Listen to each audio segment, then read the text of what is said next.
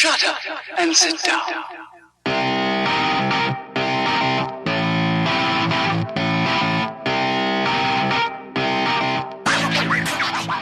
Mom and I think you don't get enough outdoor exercise, so we bought you a bike. Get a good light for your bike.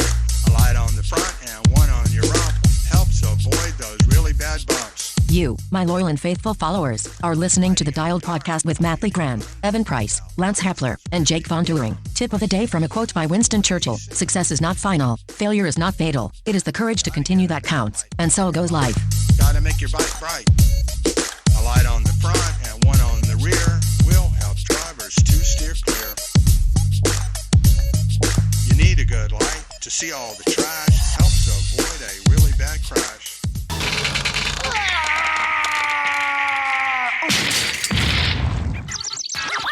Okay, Patrick, this is a very delicate situation and must be treated with great care and sensitivity. Gotcha.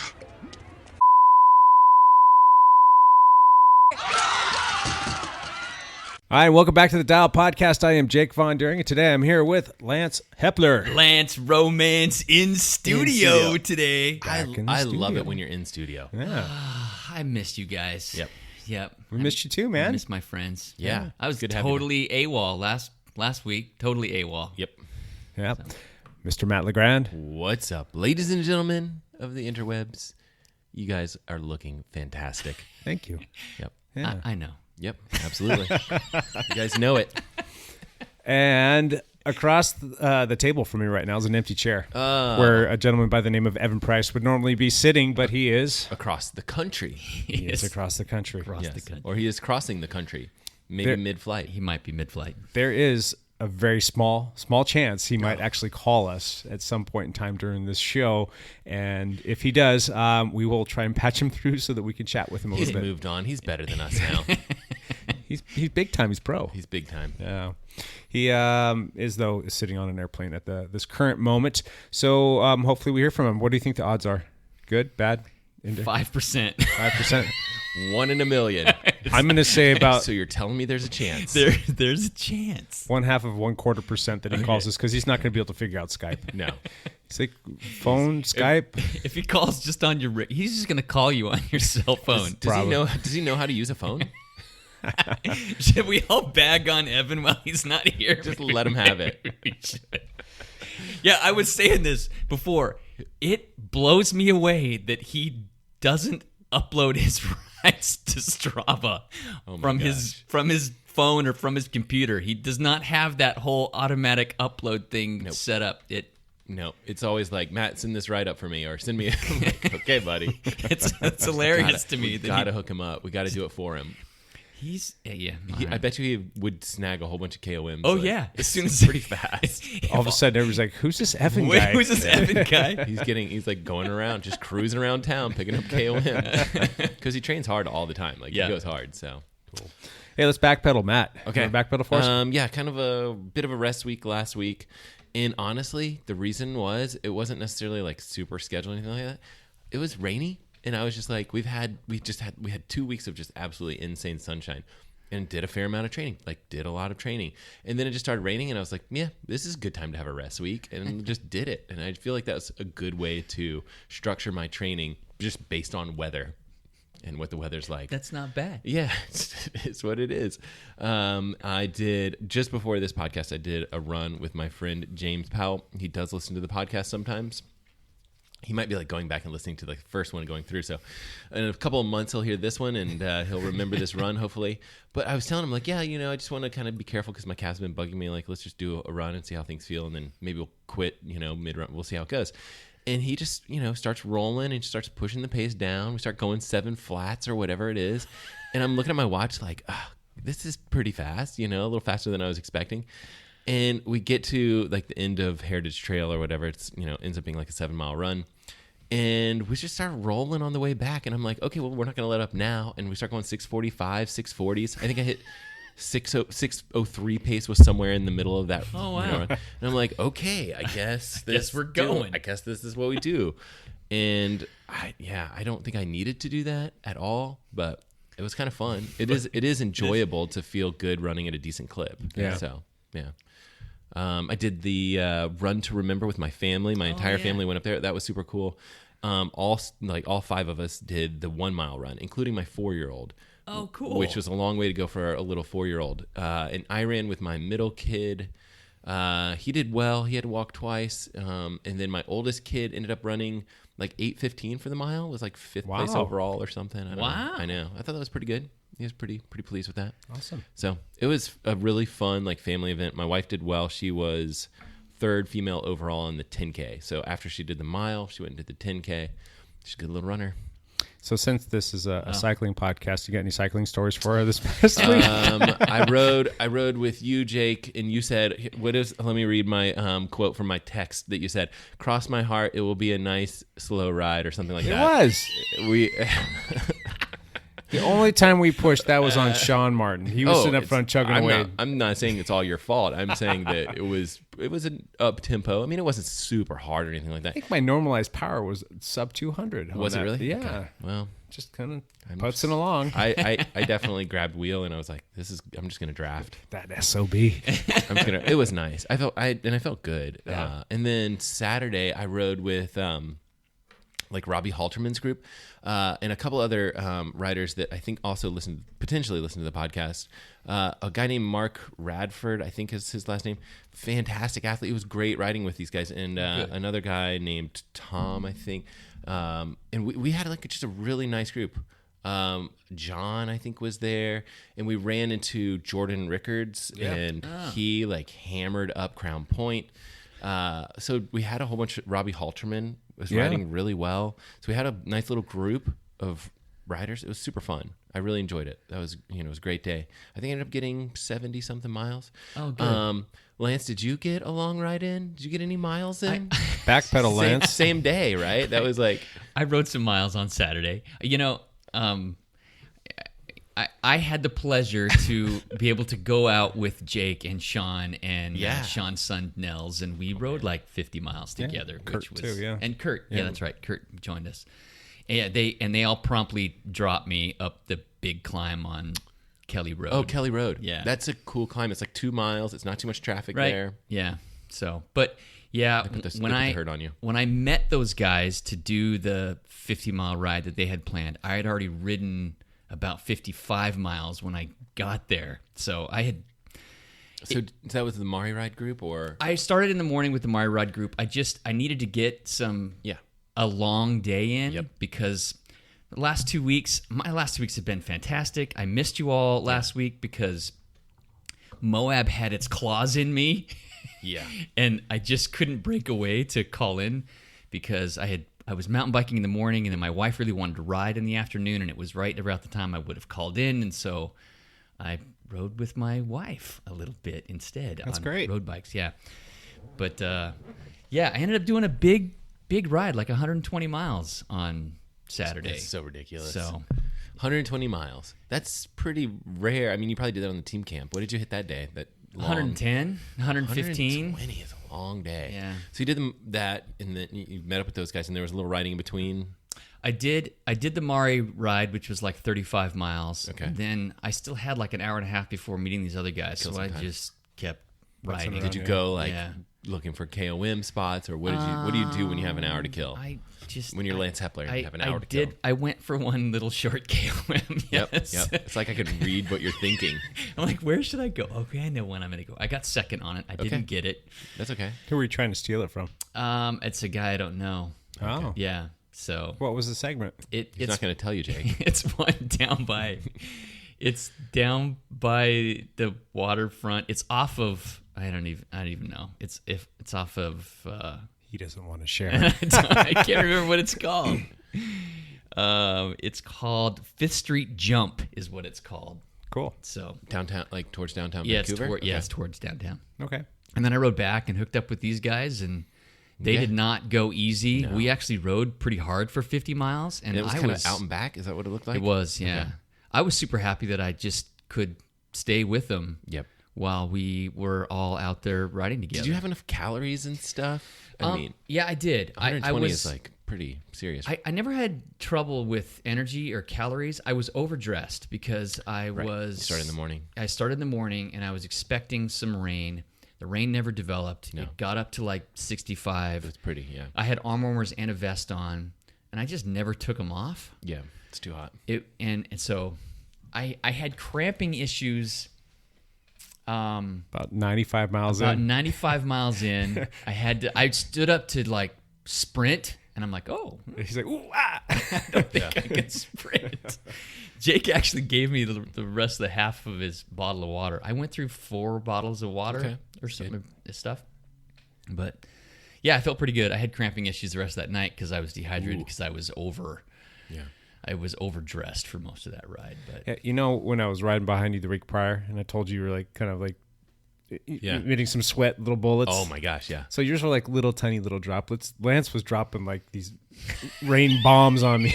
He had these big giant things flying off. I was like, oh my god, that was a big one. Jake, you have it's just me sweating. Yeah, you have a bit of a problem with people sweating on you. I guess so. I don't know, but feel sorry I for could you. tell that he was definitely letting off a lot of fluid. So I gave him everything that I had left in my bottle, pretty much, so he You're could like, get home. Good luck getting home.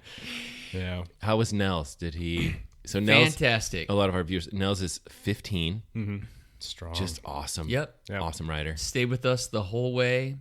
Did he climb hard on Kelly Hill? He dropped me on Kelly Hill. Wow. I don't know. I was 2 minutes behind these guys. He can climb. Yeah. It was fun watching him ride, and he just gets stronger and stronger. Like thinking back to like the first couple times I rode with him, probably just a little over a year ago. He is such a different rider now. He's a threat. Like before, it's like, all right, hold on, slow up a little bit so he can like stay on the wheel and stay attached to us. And now he's like taking pulls and he's killing us on the climb. So he was strong. Yeah, he's very strong. Did he hit that Kelly Hill hard, or did? It's funny. We got to the bottom of it pretty far into the ride, and I had it selected on my favorites, and it popped up on my Garmin, and it said 2.14 miles to go to the finish. And I hollered over, and I'm like, Nels, go! You got 2.14 miles. And look at your, like mark it on your garments so you know how far it is to the top, because he'd never done it before. And then he slowly started rolling off, and then he kept a pretty good clip. Yeah. I came around him about a third of the way up. By that cool barn that's up there. It's really pretty. Well before that. And then okay. he was always probably, I don't know, 100 meters behind me. He just kind of kept that pace. That's but close. he kind of misjudged it. And he said he didn't make a mental note of like where his Garmin was at in terms of mileage so he could add it up. And he thought he was there at the finish, and he wasn't. There's that one last little switchback before you do the last little climb. And I think he thought he had already gotten to the end. So he misplayed it just a little bit. But he still climbed it really well. So it's fun. He's going to be great. He's going to be great. It's going to be so much fun watching him. Yep. So it was fun. Yeah. I really didn't ride my road bike that much other than that one big long ride in these last 2 weeks. I was riding my mountain bike every morning, and it was glorious. Oh my gosh. You have to say glorious at least twice. It was so glorious. Well, because I was in Moab, Utah. I was in Las Vegas for a while. Yep. I was in a couple of cool spots. I would wake up early in the morning. I'd go find a trail that I hadn't done yet, and I would take the dog with me. It looked like you were doing a lot of gravel roads from pictures.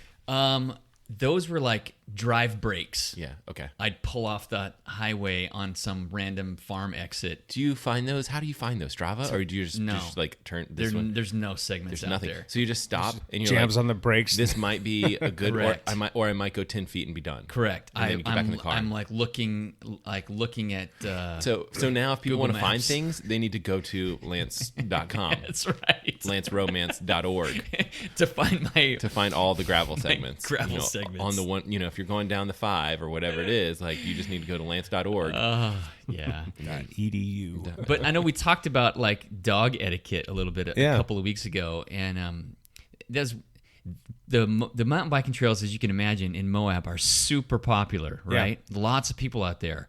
So if I was on the trail by 7 a.m., there was nobody else out there. Yeah. Everybody was waiting till 9 or 9:30 to get there. So it was okay for me to take the dog with me. Sure. And she just loves it. It's so fun to watch her just run.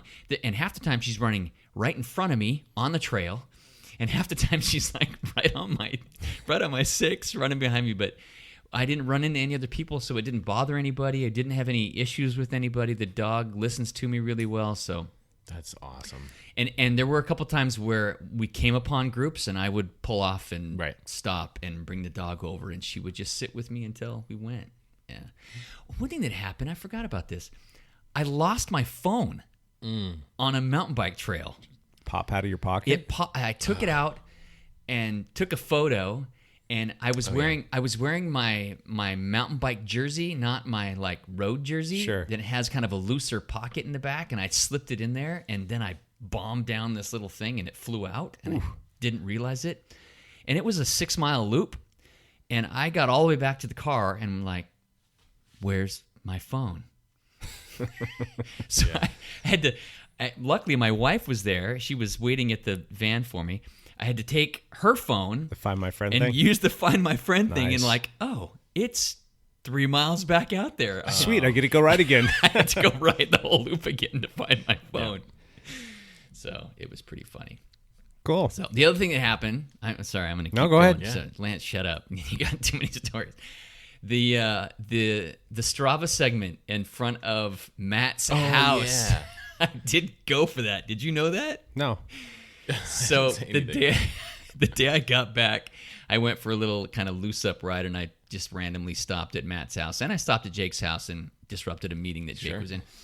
And when I went to Matt's house, I thought, I'm going to go for this segment. So I just hammered up that road, but Someone else has it now. Jake has it, and I missed it by a second. Oh, really? way. I didn't realize.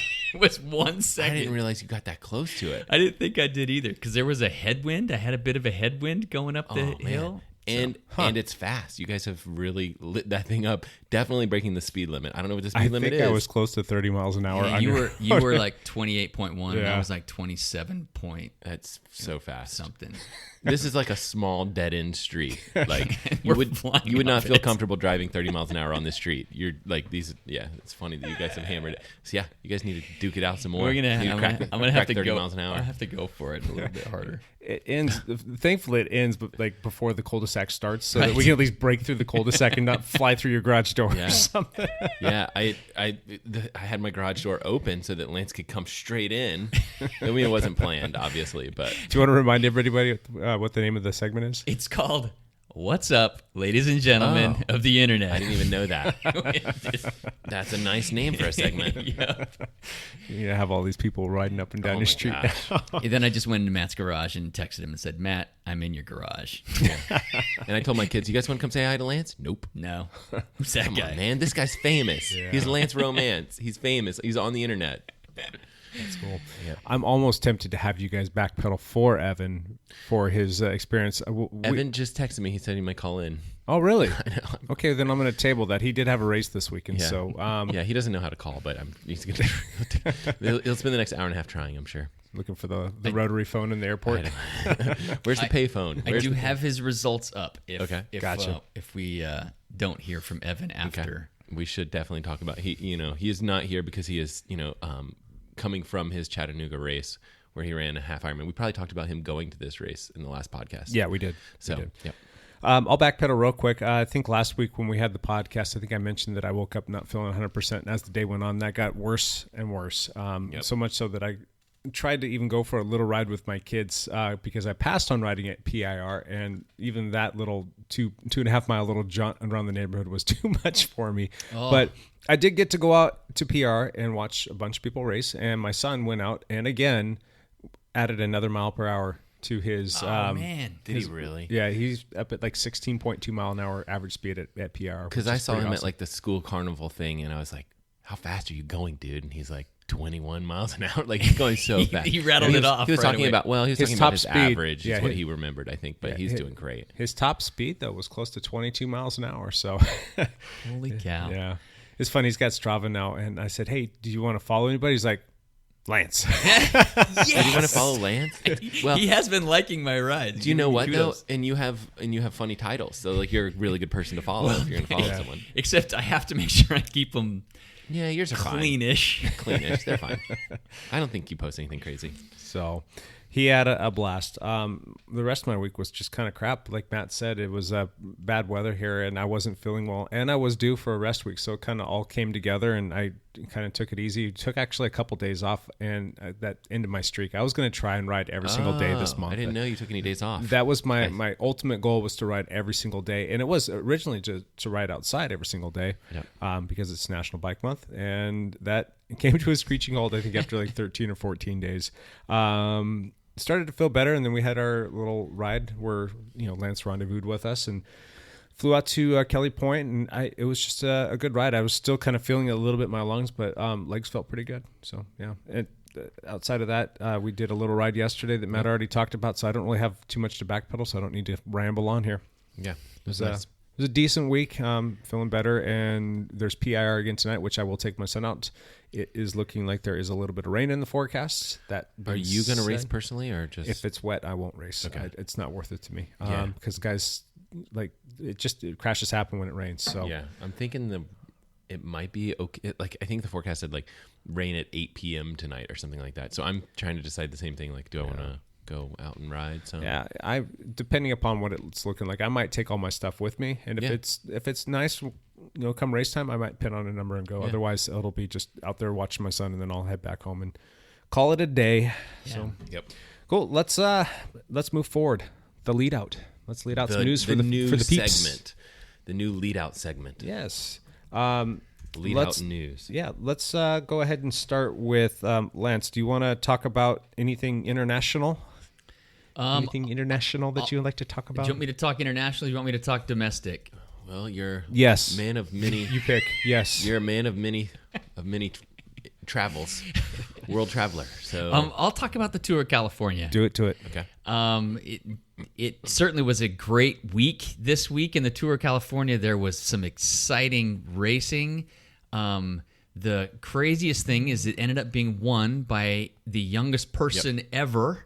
20 years old, right? 20 years old. Wow. And I'm going to butcher his name. It's Tadej Pogačar, but I know I'm not pronouncing it right. Yeah. It sounded good to me. They kept I'm sure repronouncing it differently. I don't exactly remember where he's from, but Pogačar is he's on the UAE team, the United Emirates team, and had just some solid. Was he just strong climbing results. Or what? Yeah, so on the Mount Baldy right. stage, there were a couple of guys who tried to get away. TJ Van Garderen had been in the lead up until that Baldy stage, and with 2 or 3K to go, he just hit the wall or what? He just tailed off. Yep. Man. So, but he had a teammate, Higuita.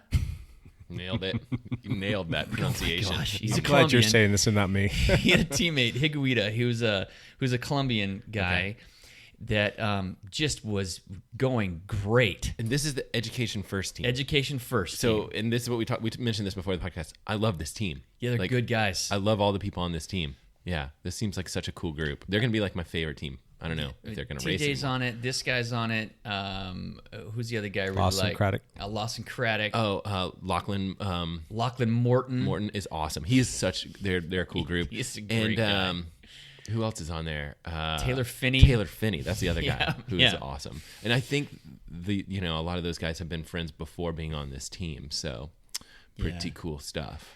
Yeah, so pretty crazy. Higuita, his teammate, had gone off the front and was leading, but this Pogačar guy caught him right there at the end. And with 50 meters to go, Higuita sprints and takes a corner too wide. No. Yes. And Pogačar is right on his wheel, and he just took the right line, and Higuita just went around the corner wrong, and he ended up beating him. They had got the same time, but he ended up beating him. And so there was a time bonus, and because they beat TJ by so much, he ended up getting in the lead.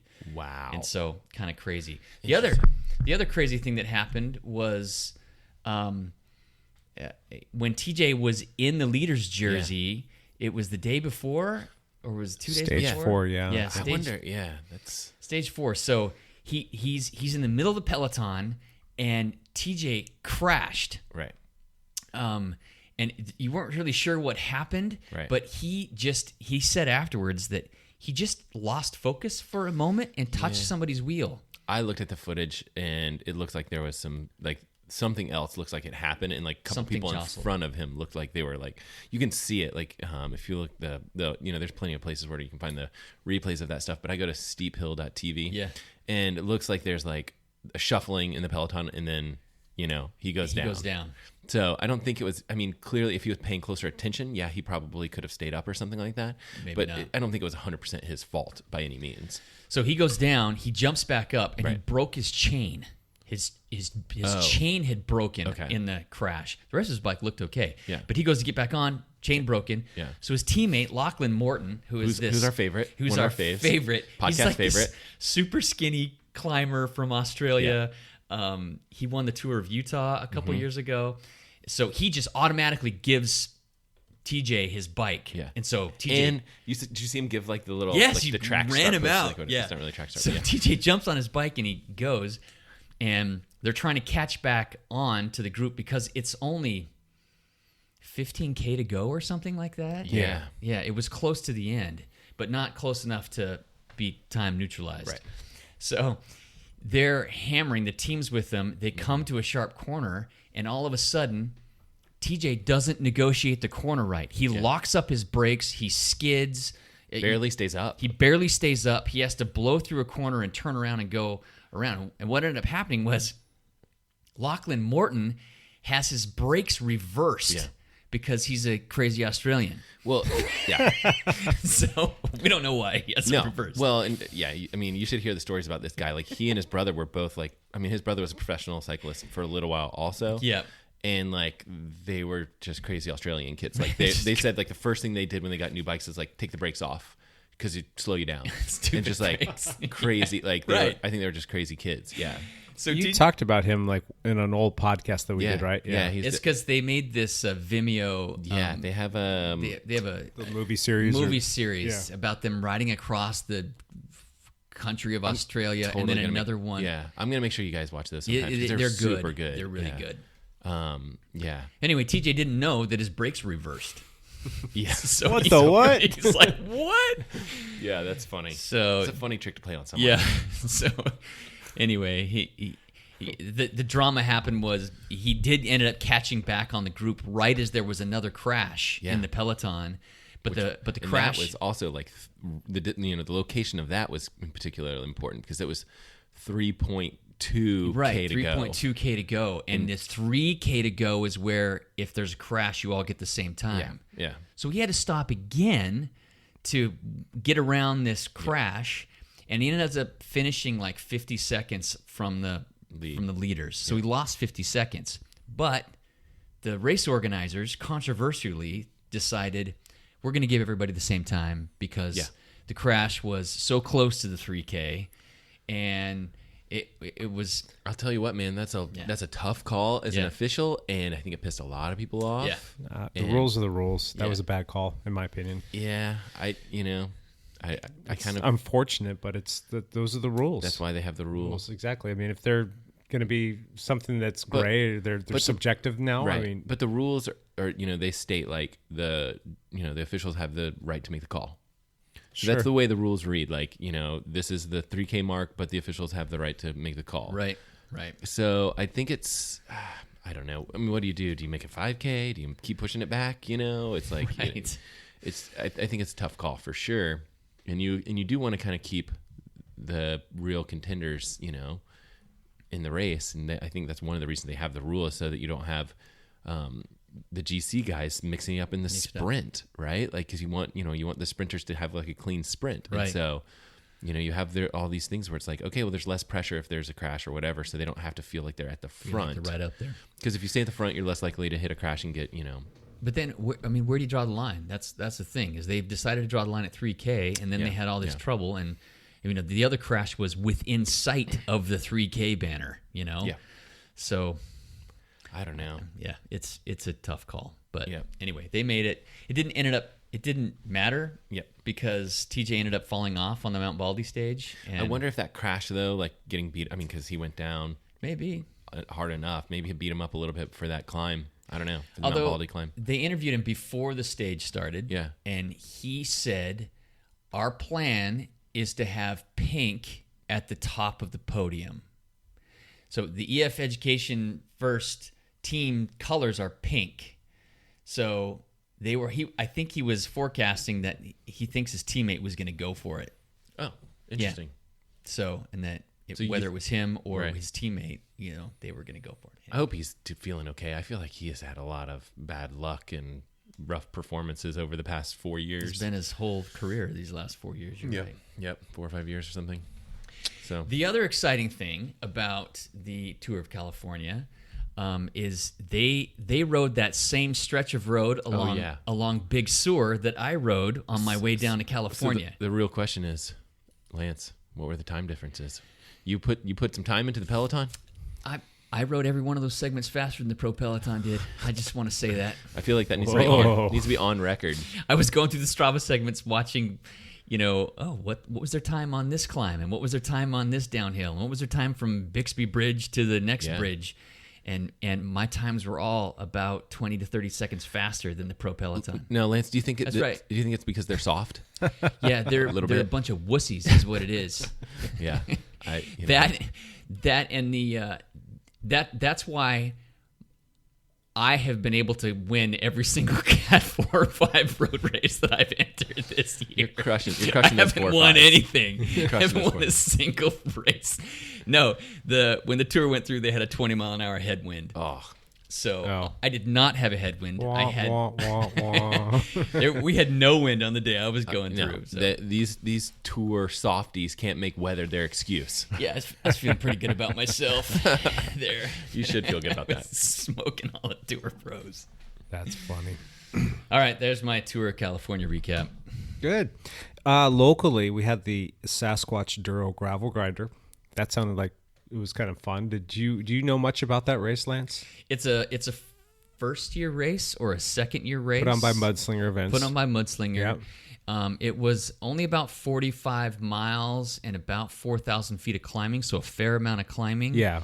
And the thing is, it was like 2.5 hours away from Portland, and I decided to ride with you guys instead of going to do that race that morning. Yeah, it looked like it was a pretty tough race. We had a couple teammates that were down there. Yep. And they said it was rough, but they said it was a fun time. And the fastest time was 2 hours and 14 minutes by Dylan Caldwell, racing in the men's 25 to 34 category. Yep. And I think he ended up beating that field by over 3 minutes. He did. He won the overall there too. Yeah. God, that guy's so flipping fast. Yeah, super strong. So, the competitors came out. Sorry. Let's see here. The men's 35 to 39, you had Mark Goodman win that. The men's 40 to 44, you had Cliff Esslinger. The 40 to 49-year-olds, you had Thomas Hainesrich and Thomas Hainish. Yeah. He beat Danny Weichel. Huh. That's pretty good. Danny's fast.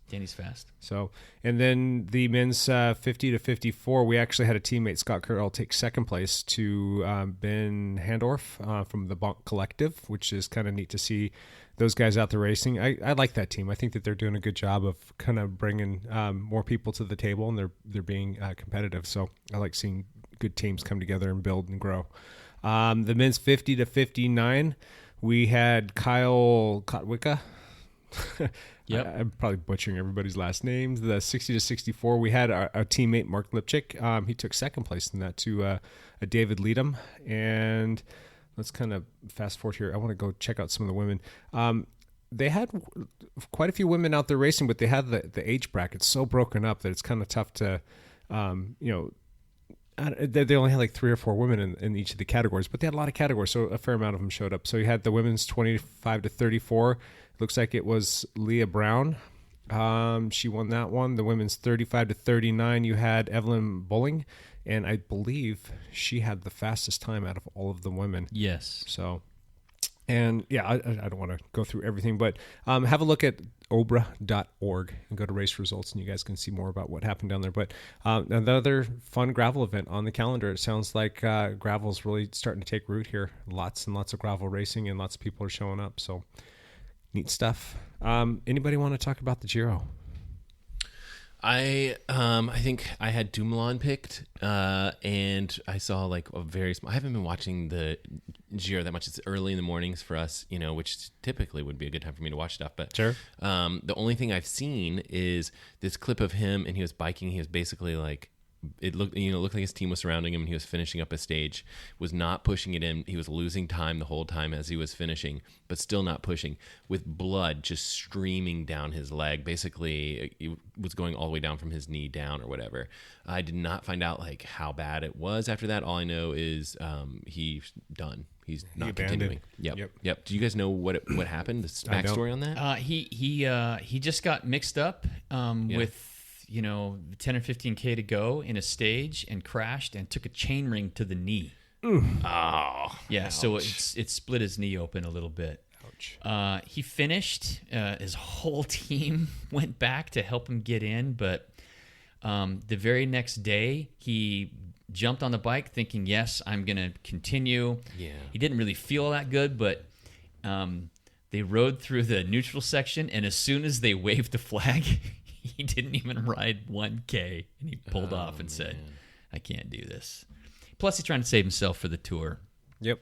So Matt lost his that was pick. it. Bummer. Yeah, I'm out. Yeah, Evan, was it you or Evan? They were like, okay, take another pick. And then I was like, well, Roglic looks like he's just dominant right now. He looks so good. He's crushing all these things. And I feel like that's not fair to pick him by any means. It's like, you can't just go pick the guy that's in the first. Still lots of racing to go, though. That is very true. And I think that's the interesting part about this. Look at this. I think, Wait. is that Evan? No, couldn't be. What are the odds? Hello, Evan, are you there? Hello, guys. Are we live right now? We are live, buddy. We are live. Oh, well, I'm a little bit late to the show this week then. Sorry about that. No worries. Yeah, we were in the middle of the Leadout news, and we had to stop for some breaking news because we had Evan coming in. So Some breaking news. Well, good, because this is about 10 minutes worth of breaking news, and then I got to break out. So. Sweet. What you sipping? So I was on the plane sipping a ginger ale. Does that still count? Does that carry over right Yeah, now? it does. Sure. You want to backpedal for us? Yeah, absolutely. So I am sitting in the air, the Atlanta airport right now, getting ready to catch a connector, heading out of the southeast here after doing the Chattanooga 73 Ironman. So, yeah, it was a fun weekend. I'll tell you what, it was a blast. So that is definitely going to be my backpedal here. As we had talked leading up into this was my second pro race of the year. So it was, a lot of build up, a lot of training led up to this. And I was lucky enough to have a ton of support out here. So Cassie came out with me. I'm actually calling in from Cassie's computer. So nobody give me credit for figuring out Skype here. We were. We already hammered you thinking he's not going to know how to figure out Skype. I was assuming you guys were going to be taking bets on the fact that I was not going to be able to figure it out. We did. we did take bets. With Cassie's help, it barely happened. So, but yeah, so we me and Cassie went out to Detroit was our connector, and the only reason I'm saying that is because there's a funny story. So we get into the Detroit terminal, and our plane, for whatever reason, did not connect well with the gate. Oh. So they delayed us about 20 minutes on the plane, which meant that we got off the plane 10 minutes into boarding for our connector in the Detroit airport. So in our minds, we're like, oh, hopefully we'll get lucky and our connector is going to be just right next door. It wasn't. It was 3 concourses away. So I had to basically get my intervals in for the week and run what we figured out was exactly a mile. Basically dead sprinted a mile to make the connector. So it was a stressful start to the weekend there. Did you start your Garmin on that mile? Yeah. Yeah. He doesn't start his Garmin when he rides his bike. No, that's Why true. would he do it to the airport? So I think what I'm going to mark that down as a 420 mile, Matt. Since I manually upload, I'm going to assume it was sub 430 with a backpack on. I'm pretty sure. Absolutely. I think. But yeah, so we get to Chattanooga, which I love that city, and one of my favorite mechanic buddies who works for he travels and does some stuff with Ironman was there, and we got my bike together, and it was ready to go, and I was lucky enough to have some of my family there, my parents. My uncle was able to make it down because he lives in Tennessee.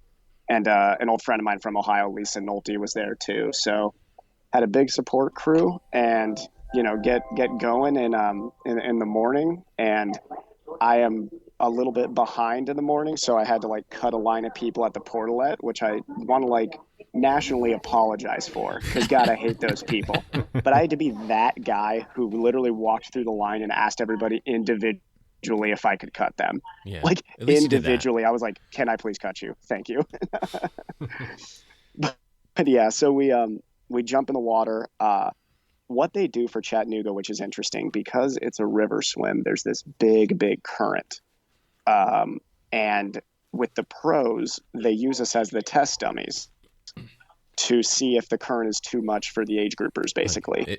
How many pros, if 5 pros die, they're like, eh. I think it was if I died, they were going to be like, well, if that guy didn't make it, then, no big deal. But yeah. But the first 450 meters are upstream. So as I was talking in transition with some of the other pros, the swim is basically decided in the first 450 meters because it is a brutal upstream swim. And of course, as I find out later, they decided after the pro women also really struggled in the upstream that they were just going to make the age grouper swim basically a 0.8 swim dead downstream. So you had some age groupers coming out in 15 minutes or faster with really fresh legs. So that was not our case. We had to so it was a non-wetsuit swim too. So if I could think of a worse swim, yeah, that's not good. I'd be challenged to come up. No, I'd be challenged to come up with a worse swim for me. So I tried my best to stay with the group right off the bat, but I got in a bad position and got dropped almost right away. We got to the first buoy and it was me and a couple other stragglers, and we just kind of had to pace off each other coming back in, which was tough because that group in front of us probably put 2 minutes into us, the main group. Yeah, that's what it looked like from the results. Yeah, and it was that's the group I really should have been with, so it was not a good swim for me at all. And so you get on the bike and it's just I kind of got ahead of the stragglers I was with, but was basically in no man's land for the rest of the race. And kind of got to find out a weakness of mine. The bike rode great. I love it. It was a slick ride, but it was rough roads and it was a very punchy sort of course. Mm-hmm. So it was up, down, up, down, up, down. And I found out that my weakness is very, very punchy courses. I was not able to put out the power I needed on those short uphill sections to really maintain good average speed. So through probably halfway through the bike, I was really, really feeling discouraged. I knew I was well off the back. I couldn't see anybody. So I knew that there was, no group I was chasing at that point. But I kind of probably at mile 40, 45 decided, okay, just time to really get a lot of water in, make sure my nutrition was good. And my goal was basically, I just got to run people down at that point. Cause I knew the run course was very hard. So in my head, I was like, all right, that's about the only thing I can motivate myself with at this point. So got off the bike. You can tell when people cheering for you are only just saying go and not giving you splits to anybody up front that you weren't doing too good. So, when you come off and all your awesome, support crews just giving you thumbs up and going hey, you're doing great. Finish you're off. probably not. No, so I've been there. Luckily for me, I'd seen a couple guys coming down the road right out of transition when I came in, so I knew I had some rabbits to chase after. And I started the run in the first 4 or 5 miles. I was clipping under 6 pace pretty easy. Wow. Yeah. And one of those miles was a pretty uphill section, so I knew my run legs finally felt great. As me and Matt were talking in detail before the race, I was concerned with my run fitness coming into this race because Galveston was such a disappointment there. So basically just got through the halfway point, and I was being chased by Heather Jackson, who was the women's leader, and I know I'd put a lot of time into her coming into the turnaround. So I knew I was at least running well. So the second half of the run just picked off a good back portion of the field and placed myself in the middle of the field again. So that's awesome. About the same part of the field that I was in Galveston. So almost kind of the same result, but just a much, much different way than it was there. It's interesting because you ran pretty well, and that's on a difficult run course. Like that, Yeah. that makes it all Yeah. the better. Yeah, Evan ran 120 120 off the bike, which is just over 6-minute pace, which is on a faster 6:02 or course. something like that. 6:07. On a faster course, that's probably 118. So I think that's where you need to be. I think. 'Cause Exactly. is And good. for me, I was just looking at where that run split places in the field, and it was I think it was the 8th I think run out of just under 30 pros. So I was really happy with the run, and I actually beat a guy who beat me in Galveston, who I've been racing a lot. So I kind of knew that I had placed well in the field by the end of the race and crossed the finish line, and I didn't have to be a diva. I didn't have to lay on the ground. And I didn't need any. You could anybody have. helping You me should up. have. I was able to walk around and drink a Coke and feel fine. So Now wait, last week you guys took bets on what place Evan was gonna take, and I believe Matt thought you would be top 10. I said 9th. Ninth Yep. place, yeah. I was very close. Jake thought it was 16th. 16th. So where did you end up, Evan? 18th. Jake was by far the closest. Yeah. Telling you, man. So yeah, it was as I was talking to Matt after the race, I just got to figure out how to put all three together. But I took the positives from this one was that I put a run together that felt great and honestly pretty comfortable the whole time. I never felt like it was that hard out there. So Nice. Good. Yep. What's the next race on your schedule? Most likely we'll be doing the Blue Lake Triathlon here, Blue Lake PDX Triathlon coming up in, what is that, Matt, 2 weeks? Yep, 2 weeks, which that one almost doesn't count for you, but Do they have a pro category there? Yeah. No. So just No, but there may be a couple guys who actually show up who are pro. So, yep. Matt, are you going to be out there doing that one as well? Yep, that's my plan. Sweet. Do my first triathlon of the season. Yep. See how that goes. Jake, are you going to be out there doing that Blue Lake Triathlon? Yeah, I'll be taking all kinds of pictures probably. Fantastic. Evan, if you had to give us like a top 3 takeaway from this race, what would that be? Top 3. So going into my next pro race, which will be Boulder, Colorado, which is the first weekend in August, I need to really hone in some specifics with my swim, being kick power and really get out speed is going to be the most important thing in the swim. Outside of that, I got to start riding some more punchy courses. I got to really start, really committing to some harder group rides and going out there and really, trying to hang on to people like Jake and Lance's wheel when the course gets punchy. So a little bit more power development and then just, keep on running like I have been. I think the run I just got to stay consistent with. So those are my top 3, I'd say. Good. That's I like that. Yep. that's stuff that we can help you with, man. I'm excited about that. Yeah. I was going to say that's everybody plays a role in that, not just me. Cause I'll tell you what, this race taught me that there is still a lot to learn, a ton to learn. Gotcha. Where you probably already said this, but where exactly are you right now? I am sitting at Terminal A28 in the Atlanta airport. I'm getting ready to head out to Portland here soon. Good stuff. Good stuff. Yep. Right on. Any There was questions? no running. Yeah. There was no running this time around. So Nice. Any questions for us before we let you go?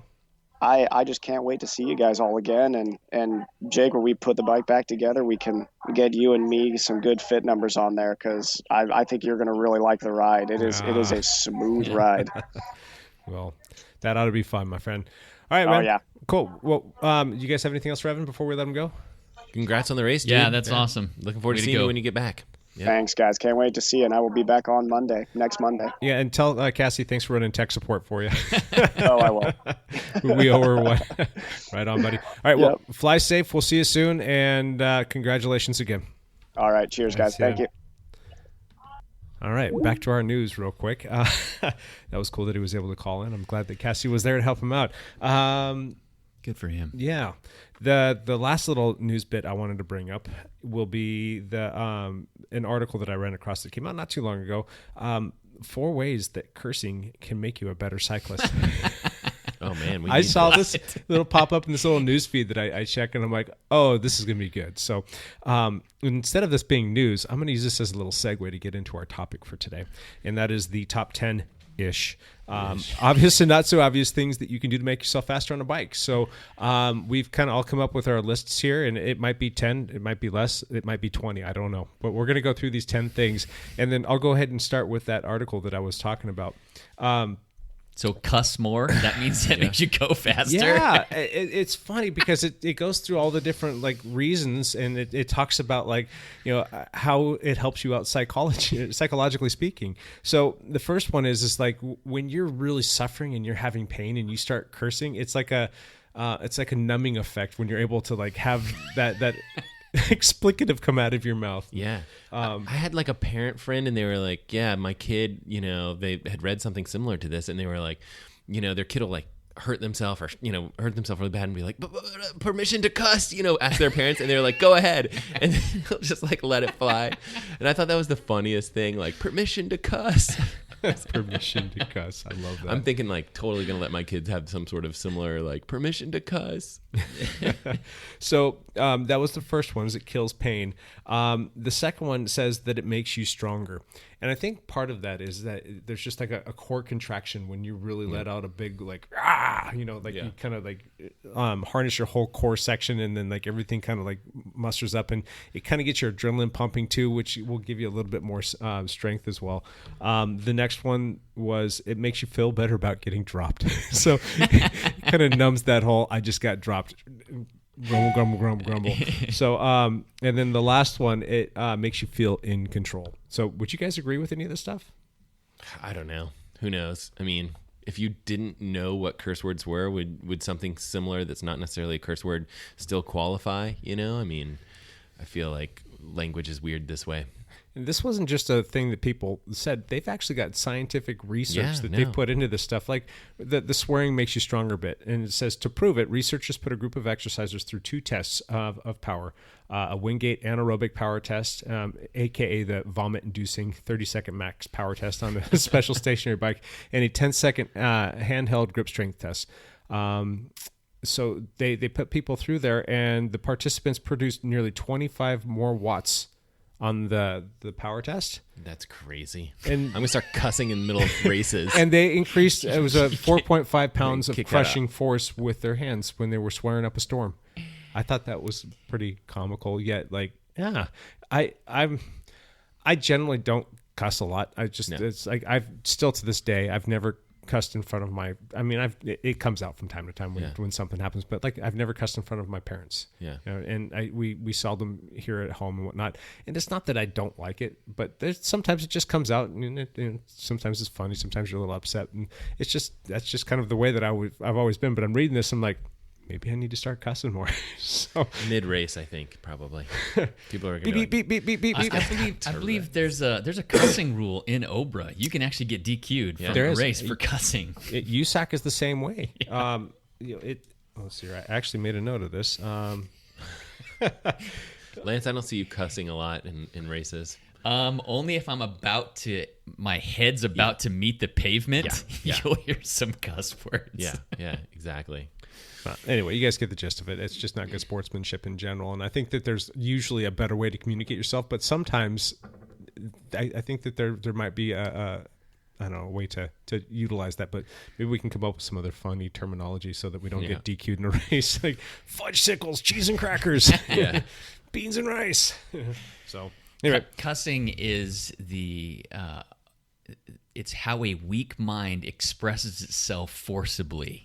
Yeah. That's the way I look at it. Yeah. There's better things to do than cussing. Yep. So I guess I'm just going to go slower. Yeah. You got any little tips or tricks for making us faster? Obvious or not obvious? Okay, the real obvious one is suffer more.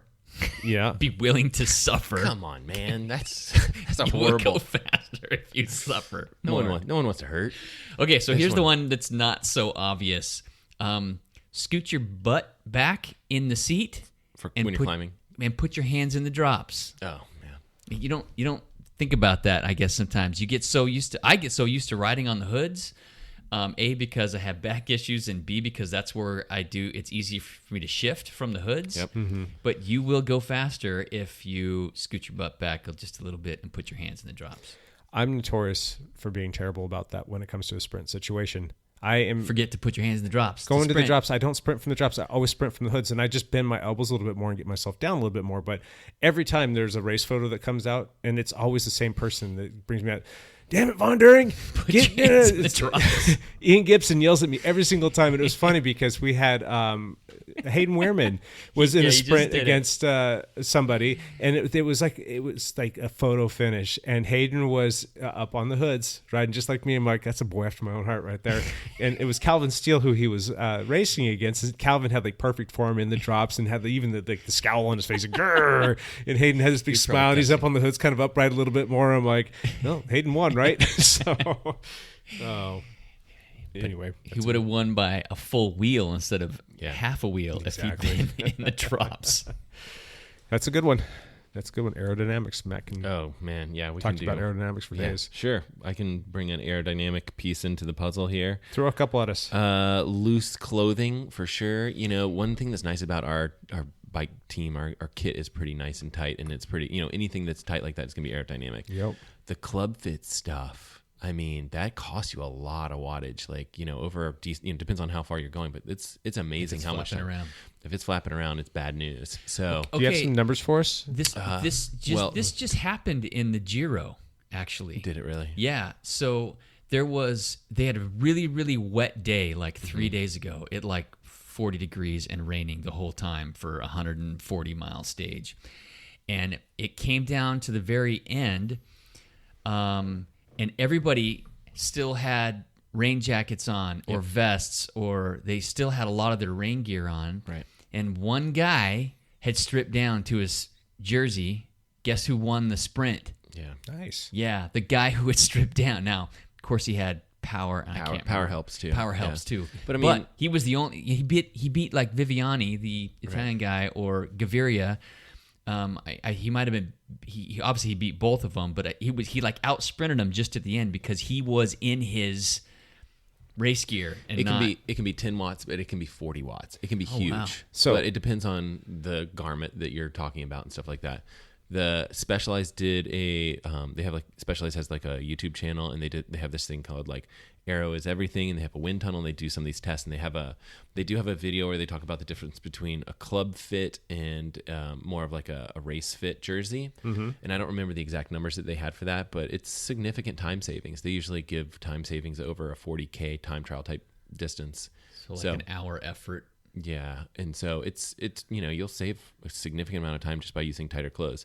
I did that video long time ago. You did a and I YouTube did like video on a it. T-shirt and shorts versus a speed suit, and I went a lot shorter. I didn't do 40K, and it was ridiculous. Like you end up saving like a minute over 8 miles or something. Right, it was a lot really of time. Significant. Yeah, and that was pretty extreme, right? Like T-shirt and shorts were pretty bad. You know, that kind of stuff. But you know, it's not that hard to get, stuff that fits. And, if you're a little uncomfortable wearing something tight, I get it. I totally understand. But just think of the time savings that you get for free just by wearing something tighter. Yeah.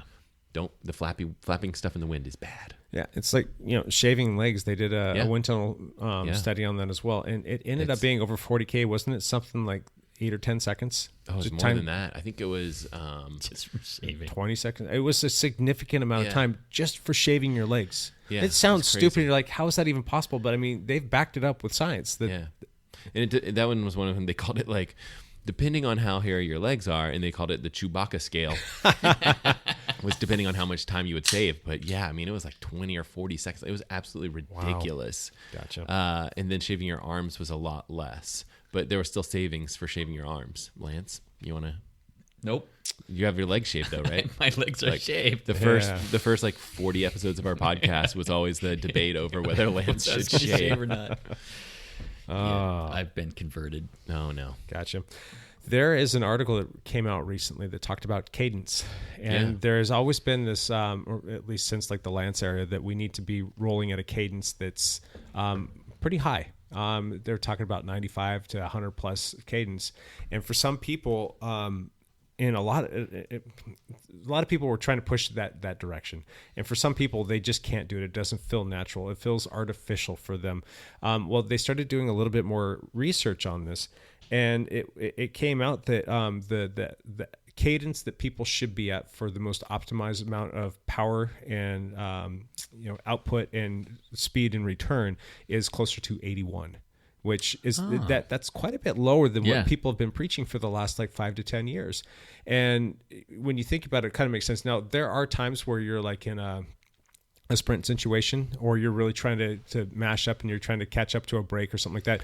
I find myself being in that 95 to 100, and that feels right to me. But just to go out and be riding around and always maintaining a cadence that's 95 to 100 feels like it's a little bit forced. And I haven't been paying as close attention to it, but after I read this article and I knew that it was something we could talk about right now, I went back and started looking at some of my profiles, and a lot of my cadence is right between 82, 83, 84. Really? So I'm like, all right. And there's a lot of science that went into this because, they had a bunch of cyclists. They did a bunch of studies, and they were doing different tests, and they were just trying to figure out what the most optimal number was. And they landed on that 81 RPMs. When you start getting into like that artificially, making circles just to make circles, your heart rate gets much more elevated. You're engaging your muscles more, so you're burning them out a little bit more. I know that it's going to be, for some people, they're going to probably debate this. Maybe they are, naturally gifted at having a little bit higher of a cadence. Maybe that works for them. But I think on the whole, it does make sense to be a little bit lower on the cadence side.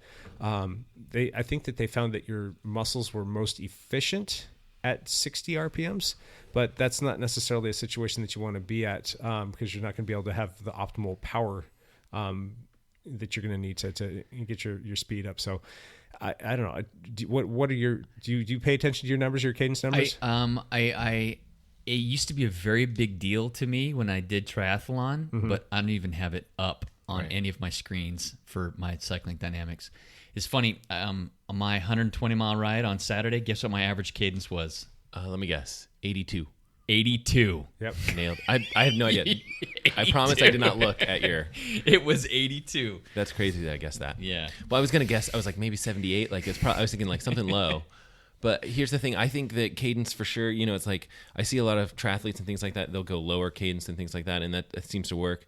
I think people probably need to focus on doing some cadence drills, because you want to be able to, just like anything else, you want to have the ability to, that quiver in the arsenal where it's like, you need to be able to do, like, you don't want 120 to feel super insane, because, sometimes you'll sprint and you'll need to be able to roll those, cadence that fast. And it absolutely is really fast to have that turnover. So don't stress. I think people shouldn't stress if their numbers are 82 or 78 or whatever it is.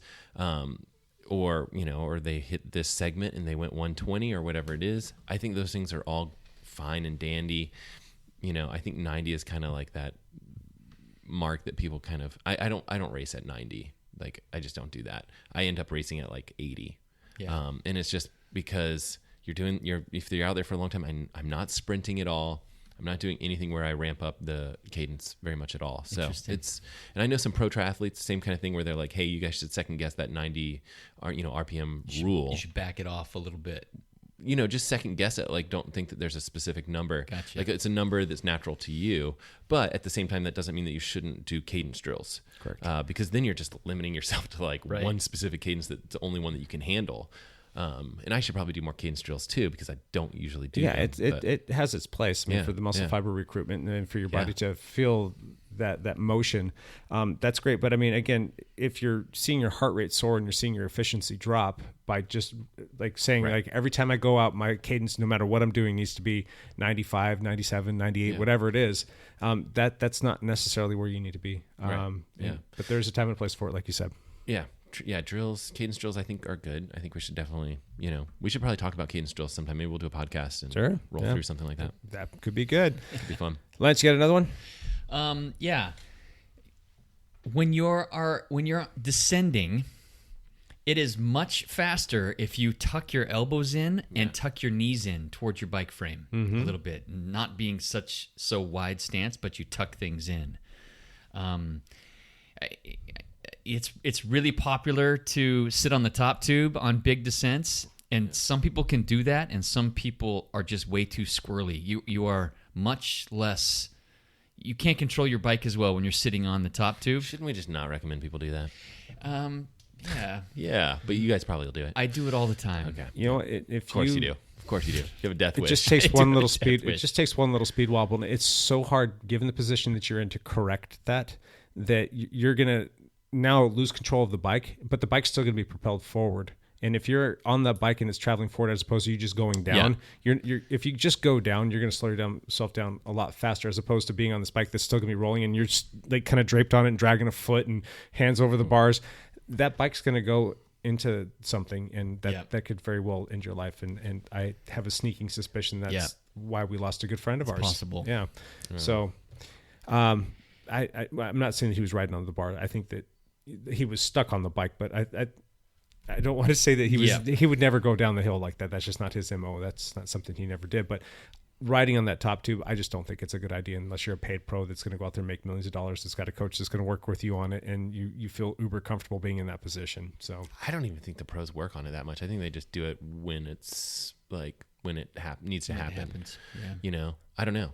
That'd be interesting to know. If the risk to reward for them is pretty great, though. Absolutely. There's a huge aerodynamic advantage to that position. It's just super unsafe. It's what Lance said, like narrow and down low. Narrow and down low. And At if least your hand's in the drops. Your head as low as head you is the can big get it. thing. Yeah. And make your whole profile as small as possible. Yeah. That means tucking in your elbows, tucking in your knees too. Yeah. Yeah. Be a little bit heavier. And you can do the takeaway from that is like, you don't have to get on the top tube. You can still make your elbows narrow, and you can actually get your head at a certain position where it's a little bit more in line with your body and it's not sticking straight up, because that head is a big, it's frontal part of the bike, and it's a big piece of drag. So that's why aero helmets are super beneficial compared to a lot of the other things for the price. Gotcha. Throw another one our way, Mr. Matt. Okay. I have one for you. Cleaning your drivetrain and cleaning your bike.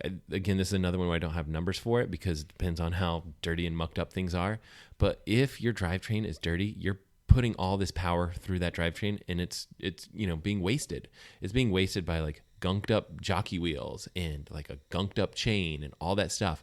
You need to keep all that stuff clean, especially when you're racing, because it's much more efficient to have a clean drivetrain. So that one I think is overlooked. I think people, they'll race, whatever it is, and they're like, yeah, I've been, why would I clean my bike? It's fine. I rode it yesterday. It was fine. And nope. Try and keep it clean. You got to keep it clean. Yeah. And there's other things too with that. Like there are certain things, like certain ways to manage your bike chain that are faster than other ways to manage bike chain. In particular, there are certain bike chain lubricants that are faster than other bike chain lubricants. So after you guys have done a really good job cleaning your drivetrain, you may just, it might just be like something simple, like picking one chain bike lubricant over another one. And it can be 10 watts difference, which is absolutely crazy. Yeah. Yeah. There's some really slow bike chain lubricants out there.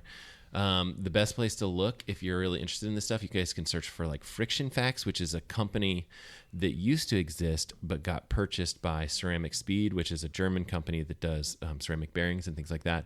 But basically what they did is they did a whole bunch of studies, and what they found out was that chain lubricants that were using like a paraffin wax base ended up being significantly faster than other chain lubricants. And it's free speed, so and a lot of the times the price difference isn't that much of a difference to pick one chain lubricant over the other one. So you might as well pick the fast one. And that I think you guys should definitely consider that. The other big thing would be like if you have a lot more time, like waxing your chain ends up being really really fast, and that's pretty fun too because it really kind of stays cleaner and it's dry. It's a little more process intensive, takes time to do that, but it's fast. There's some other things. There's a company called Molten Speed Wax that makes a particular type of wax, and you know what it is? Paraffin wax, and largely it's paraffin wax, and then they have a couple of other very small little pieces, and it's like Teflon, like the stuff that you would used to see. Yep, that was one of the ingredients in there, and there's maybe like one other ingredient in there, and I can't remember off the top of my head, but it's pretty simple formula to do these things, but these are like the fastest, the ways to make your drivetrain the absolute fastest. And a lot of time trialers and things like that will definitely use Molten Speed Wax to wax their chains and things like that. You can just use like cooking paraffin wax, and you can do it. Really? It's super fast. And that's like like $1 or $2 at the grocery store. It's but you super have cheap. to melt it, and Melt then it, you put your chain in there. completely clean your chain, Yep. and then you drop it in the melted wax. Yep. And then you pull it out and let it dry all the way, and then when you rub off all the excess. Well, you can just put it right on your bike and you can spin it and it'll just go flying everywhere. You kind of want to do it like out of your house so you don't have paraffin wax flying in, in your house or anything like that. And that lasts a long time. It's pretty nice. How does it do with road grime? Does it pick up a lot of that, or is it because off pretty well? it's not wet. Yeah. So it doesn't pick up as much stuff. And a lot of times anything that does pick up gets flaked off because it's just like a wax piece that just gets flaked off. And there's other things too, like there are companies that can go in and take your drivetrain components and put like some basically a coating on it. But it's the same kind of thing. It's like Teflon / paraffin wax type stuff, and they'll coat your components, and that stuff helps with wear and tear of the components. But the main thing is the speed, is how much faster it is. Oh, really? So yeah, so that would be something for you guys to look at. And you can just one thing you can do is just look at, like, if you don't want to do all this waxing stuff, which most of you guys don't, just look at the fast chain lubricants. One that I usually suggest is Squirt. It's called Squirt, and it's good. It's basically it comes out white, and it's probably because it's largely paraffin wax. It does pretty well. The other one is, I think, gold. What is that? There's one that's called like, I lost the name of it. I think it's something gold. Anyway, there's another one that's good, but I think Squirt's probably a good, easy one to pick up. I switched over to that after your video. Yeah, I definitely do a lot of videos like this on YouTube, talking about ways to do free speed. So Rock and Roll Gold. Rock and Roll Gold. Yeah, that's a good one. Yeah. Gotcha. Yeah, and that one's a little more liquidy and stuff like that, but yeah. I switched to Squirt after Did you? watching your video. Oh, okay. Yeah. I mean, why not, right? Yeah. It's like free speed. You're gonna pay for something. You might as well use this, Yep. Gotcha. All right, I've got another one. This one's probably pretty obvious for a lot of folks, but some people just don't think about it. Just a bike fit. Absolutely. Get a bike fit. And there's it's not just the aerodynamics of it all. It's a matter of putting yourself in the optimal position. Yep. So that the length tension relationship between like your muscles and the joints are able to develop and produce the optimal amount of power to make yourself go fast, but not only for a short period of time, but for a long period of time. So if you're too squatted on the bike, you're going to use way too much quad, which you're going to be able to generate a fair amount of force, but for a shorter period of time, that's going to eventually give out on you, and you're going to either start cramping, you're going to be fatigued, or what have you. So that's going to really take away from your speed. So if you get that right fit, it makes a big difference. You know what I think too is, like, people overlook like how important it is to be comfortable on the bike. Oh yeah. And it's like, oh, I know this is faster, but like if you're doing anything, I mean, if you're biking is an endurance sport. Correct. Like you need to, I mean, what's a road race that you would do? What distance? 40, 50 miles? On the shorter side, yeah. I mean, that's still what, like, if you guys are really flying, how fast, I mean, what does that take you? 2 hours, hour and a half? Somewhere around there, yeah. So it's like, depends on that's elevation, a long but yeah. time to be uncomfortable. Like, your position on the bike is important. And if you're comfortable, you'll feel better when you need to go for the sprint, when you need to do some of these things. I mean, I'm thinking, in my little triathlon brain, I'm always thinking like, okay, well, might be a 5-hour bike ride. You have to be comfortable. Like, it just doesn't make any sense not to be comfortable. So bike fit is way more important than I think people realize. Yeah. It's for you in particular, I think it pays for itself in spades. It's just one of those things that you have to do. For the road bike scene, it's pretty easy to get somebody in a good position pretty quickly. And then over the course of time, you can get them a little bit more aggressive as they become more acclimated to the fit. Because yes, aerodynamics are going to play a point there. If you're riding on an endurance-based bike that's more of a relaxed geometry that's catching more upright, you're going to catch a lot more wind. That's going to slow you down. If you go out and ride around with a bunch of racer guys that are on more aggressive bikes, they're going to be a lot more aerodynamic. And yes, that's going to play a big part. But if you can at least get the fit right so that you're in a comfortable position so that you can generate the most watts, and then over the course of time, work on becoming more adapt to being in a more aggressive position, that's going to be a win for you because you're going to still produce those watts. You're going to be more aerodynamic, and the equation is that you're going to be faster. Yeah. So yeah, it's pretty interesting. It's sometimes they'll find that if you actually will come, like, and this is more TT specific, but if you'll actually come up with the aero bars, that you can get your head in a better position and things like that, and you can still stay more narrow and things like that, and then your power's good and things like that. So it's not always lower is better, but for some parts, they're definitely a benefit to being low. To speak to that, Michael Myers, again, this will be the second time we've referenced his name, before he passed away, he had like a bucket list thing that he wanted to do. He signed up, paid for, went down and did the whole wind tunnel testing down in San Diego. Took his TT bike down there, his speed suit, and he had everything, all of his speed related aerodynamic stuff. Got to go in the wind tunnel, and he had his position set up to where he was pretty much slammed. I mean, you weren't able to get much lower, and you're looking at him like, man, you're so low, you can't get any more aerodynamic than you are right there. Well, through the process of going through the wind tunnel, he actually learned that they needed to raise him up, and it wasn't just a little bit. It was a lot. I want to say it was something like 20 mils or 25 millimeters that he came up, and that's a significant amount of stack height to come up. So that was more aerodynamic, and it was more comfortable for him. And he said that he felt like he could go harder and produce even more watts, and he was in a more comfortable position. So that was kind of a neat thing to learn. Yeah, man, that's cool. Yeah. So, Lance, got more? If you need just one bottle on a ride, it's actually more aerodynamic if your bottle's on your seat tube instead of your down tube. So it's not a whole lot, but it's... And it depends a little bit on which bike you have, too, because some of the bikes are now shaping their frames, to kind of encompass bike bottles and things like that. Like BMC's doing a good job with that. Yep. But if it's on your seat tube, the wind basically has to go wide to go around that bottle, and then the wind's already broken and it's wide, and it goes basically around the whole base of the tire before having to, because on the front it's a little bit further up, and so it goes around that circle and then it closes up and then it goes around again. So there are certain places where it's slightly faster to do this versus this, and where to place water bottles and things like that. On the TT bike, I usually tell people between the arms can actually be, it's crazy. Have I talked about this in the podcast before? Yeah, but bring it up again. It's a good one. It's but on the TT bike, between the arms can fill in the space between your arms and make you faster, which is crazy. It's like you're going to add a water bottle to your bike and you're going to be faster if you didn't have it. And so I've kind of gotten used to having a water bottle kind of like right in between my arms. And I think, again, this is pretty particular stuff. Like if it's tested a certain way, it's faster. It needs to be like level with your arms and all this other stuff. So the way I have it set up might not be right, because I haven't done any wind tunnel testing, but that would be super fun to someday do a wind tunnel test. Yeah. That'd be fantastic. Yeah. Matt, you got another one? Sure. Have we talked? So I'll do two things that are related. We talk all the time about, like, we went with the group ride, we had these flats, and then we had another flat, and blah, blah, blah.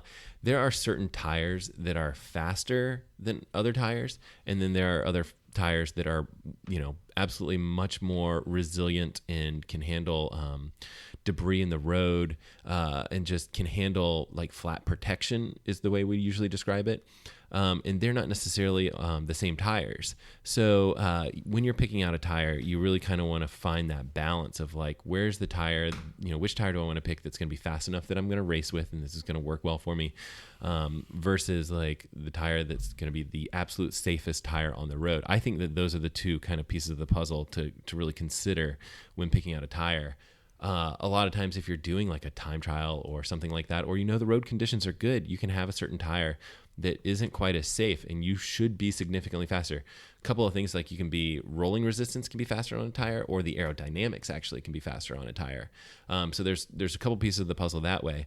And then the other side of it is, like, if you have to stop and change a flat, what is that, 5 minutes? Yeah. That's pretty slow. So I think right now on one bike, I have like gator skin tires on the front, and I have a weird assessment of tires, but I'll probably go for something kind of in between, a tire that has good rolling resistance, decent aerodynamics, and has some flat protection. So it won't be like the fastest tire on the market. It's kind of nice, though, to have those gator skins, because if you're training through the wintertime, and where we live, notoriously, the roads are like, they've got a lot more debris and junk in them in the wintertime. And if you're riding out there, that's going to be you changing less flat tires. And it's going to be you putting down a little bit more extra wattage and work to make its natural resistance. Springtime rolls around and roads get cleaned up miraculously. And all of a sudden you put on a faster rolling tire. All of a sudden you're like, holy cow, nice. I'm going quite a bit faster. I like this. This is nice. And I think all of us, I mean, if you have gator skins on your tire and you're really worried about them being slow, they are. And just, for your race, potentially consider switching. It's not that expensive to switch tires, considering what, all the bike stuff, all the fees and things. They had this pro triathlete a while back, and he did Kona, and he used gator skin tires. Really? And he got second place overall. Wow. And they ran the numbers, and they were like, hey, if you had switched to just, and I think they said, like, if you had just switched to the Continental 4000s, which still have flat protection stuff, that he would have been 10 minutes faster. What? Wow. Yeah. The gator skins are really slow. They're not, I mean, they're great tires. Like, that's what I use. I love the gator skins. I use them all winter long. Yeah, I love those tires, but they're not fast. And so, I mean, I felt really bad for him because it's just like... That 10 minutes, was that the difference between first and second place? I think it would have made him first, at that point. Yeah, because 10 minutes is a lot of time. Crazy. I mean, who knows? The race could have unfolded differently. But that's one of those crazy stories. And there's, I mean, and that's just like a medium tire. There are other tires that are even faster. So, Gotcha. All right, here's another little one. Let's talk about your ankles. So when you're riding, you get your pedal stroke. Okay. And if you dorsiflex, i.e. bringing up your toes towards your shin, that's your dorsiflexion. If you get into dorsiflexion, your pedaling efficiency goes down by 3%, and you actually expend 37% more energy through your calves by trying to produce the same amount of watts by going through your pedal stroke, as opposed to just getting your ankle back into a neutral position or slightly plantar flex, meaning pushing your toes down towards the ground. Interesting. Those are some numbers that a lot of people that are new to the sport, when they first come in, will their toes will come up a lot more. And a lot of times, another thing that they're doing that they don't realize is they're getting a lot of flex in their shoe. And that's why we like to have like these really stiff carbon fiber soles, so you get good power transfer, as opposed to having the sole where, like, if you're wearing a pair of tennis shoes on some flats and the tennis shoes are bending, you're losing a lot of energy there. So if we can get rid of that flex by wearing low grade shoes or tennis shoes in general, clip in to a clipless set of pedals with a good carbon fiber sole, keeping our ankle neutral to slightly plantar flexed, we're going to get more speed. We're going to be more efficient. We're going to get more speed out of our pedal stroke. Interesting. So kind of a little factoid for you. I can't dorsiflex my right foot. I still have drop foot on my right foot. So maybe that's why my cycling has been going. Yeah, that's why you're crushing it. That has gotten tremendously better though for you, correct? It's improved about 50%, but it still is an issue. Yeah. Yeah, your ankle and my shoulder should get together. Yeah. Oh man. Go to physical therapy or something, or learn how to work again. Right. So, Lance, got another one for us. What about tire pressure? Ooh, that was my next one too. Oh, because I was look at that. talking about tires and stuff like that. I was going to say tire pressure. Lance just sunk your battleship. That's perfect. I'm glad we're on the same wavelength. So, I was going to bring up the idea of tire pressure and have Matt talk about it. Oh. Because I know it's interesting. It's a big deal.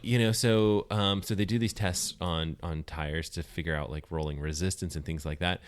And they used to do them on these like flat, like perfectly flat drums that would spin, and they put a tire on there and they would pump it up a little bit, and it would have, less rolling resistance, because basically there's less tire. If you imagine, a deflated tire, it's going to have more surface area on the... It's going to spread out. It's going to spread out. Yeah. And so they did these tests, and they would say, we pump it up to 80 PSI, let's just say.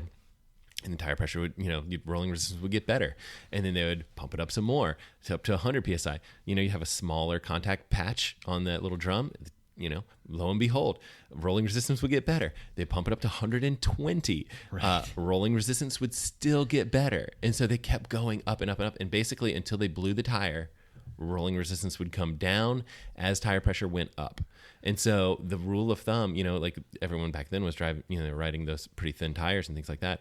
The rule of thumb was like high tire pressure. That's the fastest. That's how you go fast. And it turns out that the test that they were doing wasn't that great, because basically you had this perfectly smooth drum, and roads don't act like that. Nope. Like, roads aren't like that. Right. And it turns out that it's even crazier, because they kind of saw, okay, here's how the data looks when you're in the lab and you're doing this thing, but we're going to Paris-Roubaix and we're seeing basically the exact opposite, like absolutely the opposite. As tire pressure decreases, every single time the pro athlete would come through that particular cobbled section faster. They'd go lower tire pressure, go through faster. Lower tire pressure, come through the next thing, kept going faster. Every single time until wheel failure. Boom, like destroy the carbon wheel, right? Yeah. Or whatever wheel it is, right? And so what happens is when you have rough roads, and this is probably hard to describe on radio, but you can imagine that if you zoomed in on a tire and it was going over a rock, basically if you have really high tire pressure, it's going to have to lift the whole front tire and the bike's, weight and the person on top of the bike's weight. So it's all this weight, it's combined weight of whatever it is, it could be 200 pounds, right? So all that weight has to go up and over this theoretical rock, right? Or cobblestone or whatever it is. So you have this bump, all that pressure, all that wasted energy is going up. It's not sending you forward, which is the direction that you want to go. But as you lower your tire pressure, your tire basically handles all of that for you, all of that force. So you can basically kind of like engulf the rock, if you have your tire pressure set correctly. And so now what they've done is they've done some of these similar kind of barrel tests and things like that, but they've kind of like roughed the surface up. And what they've noticed is depending on how rough that surface is, there's a sweet spot. And you want, so it's that same thing. It's that same curve. It's like as you increase tire pressure, rolling resistance gets better and better and better. And then all of a sudden you start going, you have that kind of spot, this, it's basically a V in the graph where all of a sudden you spike upward. Rolling resistance gets really crappy because you're basically going up against gravity as you hit some sort of rough surface item. And so the real tricky part is that means that there's not some magic, tire pressure for Lance or Jake or me. It's going to depend largely on a couple things, which it would be like your personal weight and the surface area of the road that you're on, and the actual tire, like the volume of the tire. Like wider tires, can actually kind of handle less pressure than smaller tires and things like that. So there's all these little factors that you kind of have to add up to figure out what might be the best ideal tire pressure for you. And I did a video of this a while ago. And so what I did was I kind of said here's some numbers and you can kind of try to figure out what's best for you. But what you want to do is err on the smaller side. So less tire pressure as opposed to err on the higher side, because the consequences of being higher tire pressure versus lower tire, it's such a big spike when you get to something where it's let's say ideal tire pressure is 100 psi. If you go to 105, the negatives are so high, it's like you might as well have gone down to 75. It spikes up the difference in rolling resistance. So it's worth it to go a little bit lower than what you think is ideal, but we're still talking within 5 or 10 watts there. So Gotcha. Not 5 or 10 psi, not watts. I don't know what I'm talking about. Yeah. There have been a lot of people asking me, and there's been discussion that's popping up, whether or not people should stick with 25s or if they should be riding on 28s now. And that's the millimeter width of the tire for the road. Yeah. Well, I think that's super interesting. And that actually has so much to do with, two pieces. Again, it's yes, you have rolling resistance, and some people say, well, I've read this online, and it's I see all these people saying, wider tires are faster. And that's not really true at all. If that were true, we'd all be riding the fat bikes. Sure. Those bikes are awesome. Maybe we should be riding those things. But aerodynamics plays a huge role.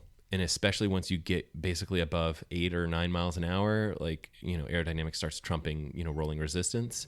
And so do you want to, a 28 is not a bad thing, but what it has to do with more is what is the wheel set up to be ideal for. So basically a lot of the race wheels that we have, they may even tell you hey, we're suggesting 25 mil tires with this, and that what you don't want is this really big tire. You can kind of imagine the shape of a light bulb. You don't want this really big tire and then your wheel coming in here, because what you want to do is smooth out the airflow from the tire to the wheel. Yeah. This is the wheel that you're paid, you might have paid $2,000 for these wheels. Correct. And you really want that airflow to basically have that teardrop shape. And so a lot of the wheel manufacturers will tell you this one's set up a 25 is going to work great on this particular wheel. But a lot of times it's a 23. And so I've been racing on 23s for a long time. And I think I'm going to race 25s this season. And only because I'm going to switch over to some Envy wheels, and they have a wider base. Yeah. They'll handle the 25s. That's what they suggest. That's what they've done all their aerodynamic testing for. Correct. I won't be switching to 28s. I think that would be super comfortable. And I think people, if they're looking for comfort, 28's great. But if you're looking specifically for speed, I would say look at the manufactured suggestions from your wheel to what tire you should roughly go for. And the measurements on tires aren't exactly accurate either, right? Like you'll say like this says it's a 24, but it measures at 25. I mean, they don't exactly, they're not exactly perfect. And a lot of that's like how much you inflate the tire and, all the other little pieces of the puzzle. Tire pressure was a loaded question. It's too variable. It was I know. Really it's variable. tricky. But it's cool to think about like, okay, what do you usually like? What do you pump your road tires? Like when you did 120 miles on Saturday. What did you? I ride 25s on NV wheels. Yep. And they were at 75 psi. Yeah, that's probably pretty close to. I used to pump them up to 100 or 105. Yeah. But with the 25s, I've dropped down to 75. That's a lot. That's a big drop. It's a big drop. Yeah. I thought I was going to be pinch flat and all over the place. No. Yeah. And, it really should, like, you should really consider, like, okay, well, we're going to be on this ultra smooth pavement. You should probably go up. Yeah. So, I don't know that we're ever going on ultra smooth pavement, but there are some races or something like that may be like that. So, gotcha. Lance kind of set you up on that one. Did you have anything else that you want to toss out there? I have a whole bunch of other stuff for sure. People should go to my YouTube channel and just there you go. Just subscribe, guys.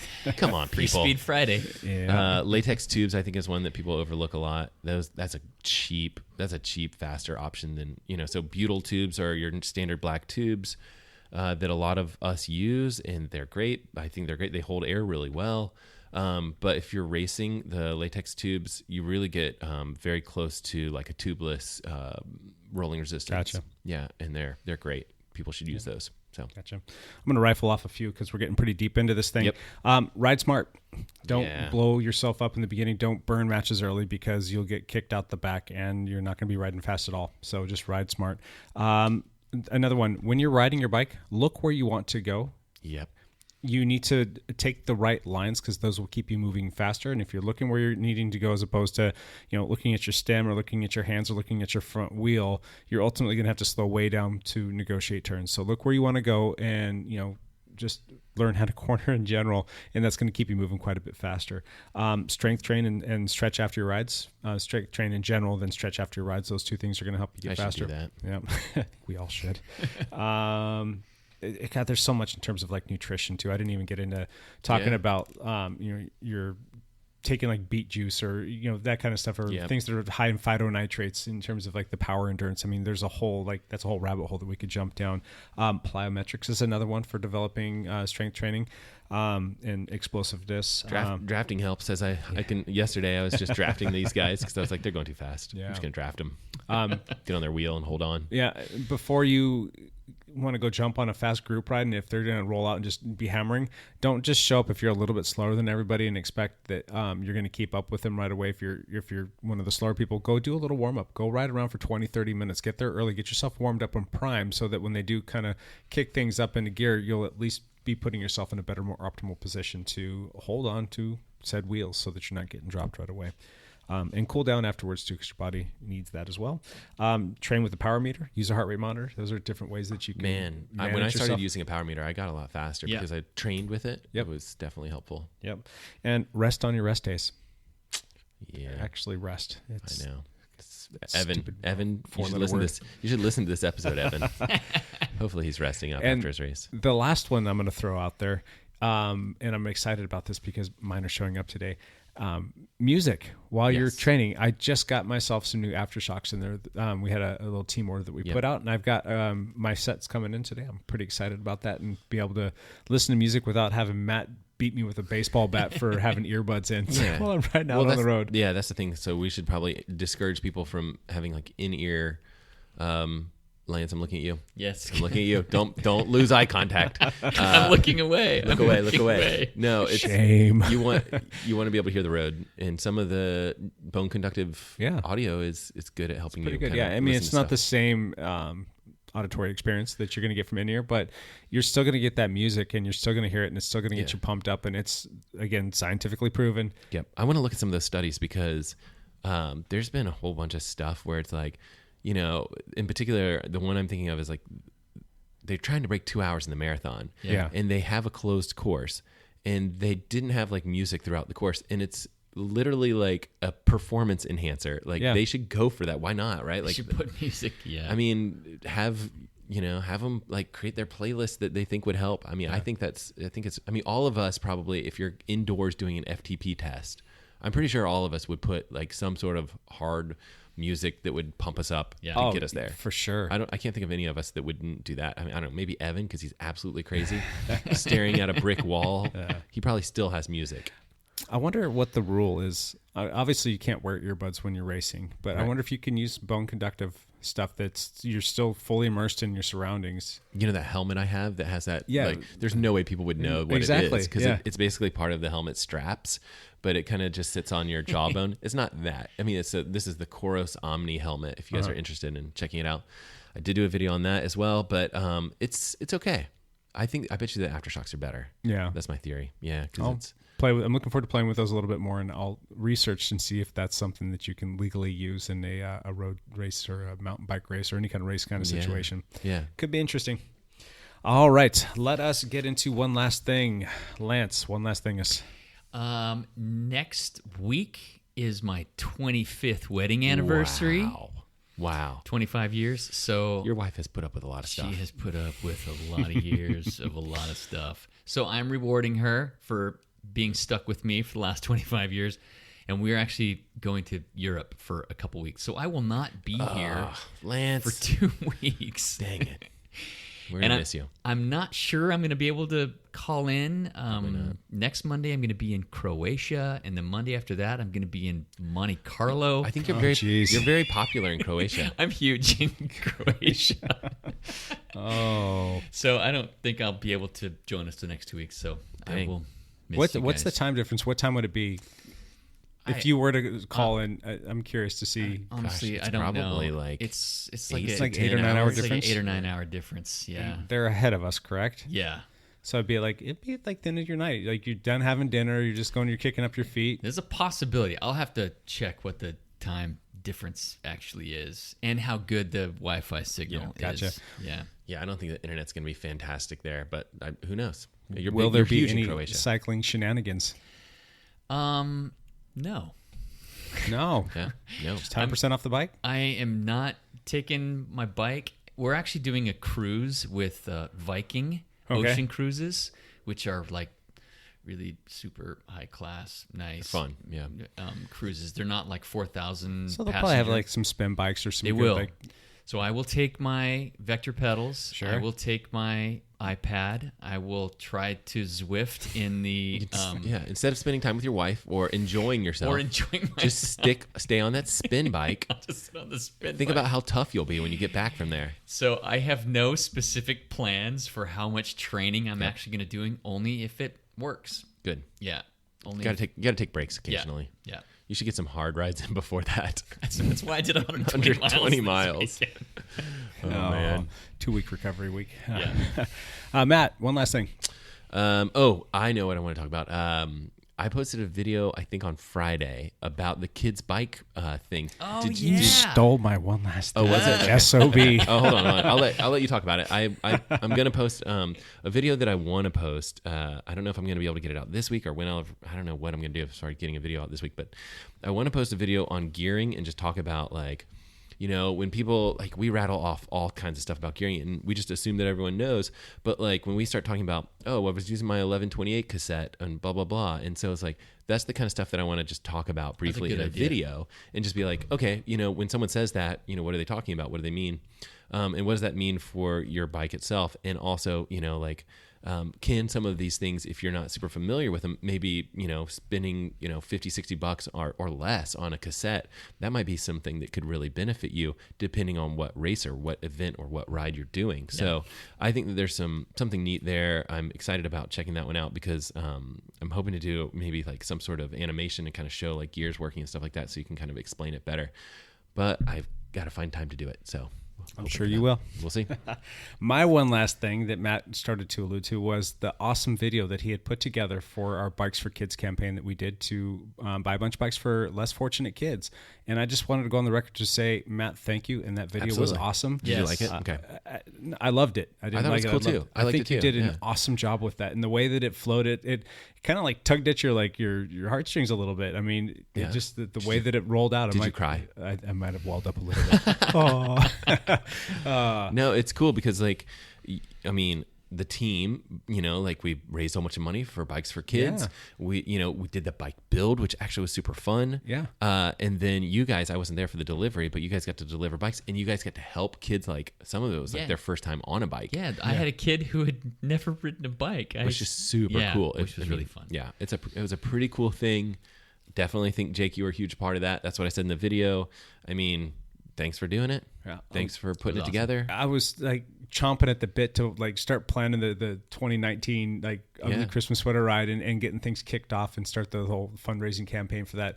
I have a sneaking suspicion that for our 4th annual version of this little thing that we're doing, it's going to be huge. I really do think it's going to be quite big. Yeah, so it might explode on us a little bit. I mean, last year we had over 50 people that showed up for the ride, and we raised a ton of money and bought a bunch of cool bikes. I have a suspicion that we're probably going to have over 100 people out there doing this ride this year. Yeah, and I think that with everybody spreading the word and seeing through the vision of Matt and his video skills now of like how we actually utilize that, it's not just some random thing, this thought process of like, oh, I gave money and it goes whatever. Like we can show this to people now and they're going to be like, oh, I totally get that. Yeah, that is awesome. I am going to, not only am I going to contribute this time around, I'm going to give more than I probably would have before because we're going to able to enable these kids to have bikes. So, whether we work with the Salvation Army or not again, or maybe bring in some other entities or whatever, it doesn't matter. I just want to go find kids. And if you hear this and you are, because I want to keep it somewhat local because I want it to stay in our community. If you guys can think of anybody who we can connect with, we're all ears. And we want to start the planning process now so that we're well equipped to do this again this year and get as much money in the coffers as we possibly can to support these kids. I'd love to see like Cannondale or BMC or some company come on board and really kind of help out too. Right. I think it's a really good program. Cannondale helped us out a lot last Did they? year. They Okay, gave us awesome. a really good discount Good. on the bikes. So Good. And Giro too with the helmets. Awesome. I think we got, I want to say it was something like 60 or 65% off the helmets. So we were able to buy them much nicer things. They had nice stuff. Yeah, much nicer things, and we were able to fulfill every kid that was a part of this process with what it was that they want. Cool. And that's so cool when you get a little like wish list to like, like, hey, this is like, I'd love to have this kind of bike. I want it to be this color, right? And I'd love to have this color helmet this style. Like we pretty much checked every single box through that process, and when the kids showed up, I'm like, oh my gosh, I actually get this. That's what I want for. I didn't think I was going to get it, but I thought it was. They were very nice bikes. That's what that was one of the things I was like, whoa, man, these are nice. But thank you for putting that video together because that's going to be one. Big for us down the road to make this thing. Yeah, we can grow use it more. for promotional purposes, like promote the charity ride, and let's make it big. Yep. And I was watching the video with my daughter. I'm like, hey, you helped make this video, and she's like, what? Oh yeah. And I'm like, remember when you were running around with the GoPro at that place? I saw some of the footage that you used from that. I'm like, it's the cam. I did use her footage. Yep. And Lance, I use your footage too, Lance. I think I sent you a couple things. Yep. Did you? I don't know if you noticed it in the video. I did. You gotta go back and rewatch. Yep. Yeah. So, all right. Before we say goodbye, do take some time if you guys get a second and hop on to, iTunes or Stitcher or Google or whatever it is that you use to listen to this and give us a review. We could really use those. It helps us kind of get our word out there, and we want to do good stuff in the community, and we want to help grow community. So the more recognition we can get, the better. And the only way that we could truly do that is by you guys going out there and writing something up about us, hopefully nice, and giving us that somewhere between 5 stars and 5 stars review. Doing that really does help us quite a bit. And we've got a lot of great positive things that have been said about us, but the more the merrier. And share this with other people. If you know somebody that's in the endurance community, the triathlon community, the cycling community, tell them like, hey, this is a good thing that you should check out if you think that we're worth it. So, yes. And then you can always check out all of our social media stuff at Dial Podcast at both Instagram and the old book face, as Mr. Evan would say. Aside from that, you guys, thank you. Lance, good having you back in the studio. Matt, thanks for coming in. Yeah, thanks for having us. Evan, fly safe. You guys, for listening, thank you very much. We will see you next week. Bye for now.